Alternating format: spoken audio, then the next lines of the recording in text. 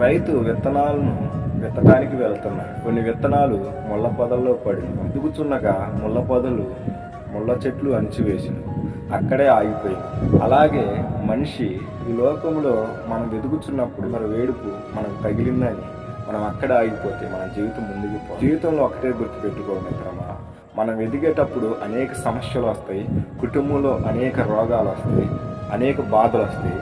వాటినన్నింటినీ తట్టుకొని మనం జీవితం ముందుకు సాగిస్తేనే మనం ఎదుగుతాము. జీవితంలో కష్టపడింది మనకి ఎప్పుడు మన కాడికి రాదు. కష్టపడితేనే రూపాయి నిలుస్తుంది. కష్టపడకుండా వచ్చే రూపాయి ఎప్పటికీ నిలవదు మన జీవితంలో. అలాగనే మనం ఎదుగుతున్నప్పుడు అనే వాళ్ళే మనం తొక్కేయాలని చూస్తారు. అనే వాళ్ళే మనల్ని ఎదగకుండా చేస్తారు.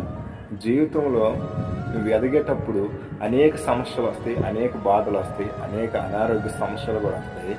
దేనికి లోపడగాకు ధైర్యంతో ఒక్క అడుగు ముందుకేస్తేనే ఇలా 10 అడుగులు ధైర్యంతో ముందుకు వేయగలుగుతాం. లోకాన్ని చూసి భయపడకము, లోక మనుషులను చూసి పడితే నవ్వే జనం ఉన్నారు, వెతుకుతుంటే ఏడ్చే జనం కూడా ఉన్నారు. పడితే నవ్వే జనం ఉన్నారు. దేనికి దిగులు పడకు, ధైర్యంతో దేవుని మీద నమ్మకంతో సాగిపో. ఈరోజు ధైర్యంతో ఒక అడుగు నువ్వు వేయకపోతే జీవితంలో ఎప్పటికీ నువ్వు ఒక అడుగు ముందుకు వేయలేవు. నీ ఎదుగుదలను చూసి ఏడ్చేవాడిని చూసి ఆగిపోవాలి. కష్టపడే తత్వం నువ్వు నేర్చుకో.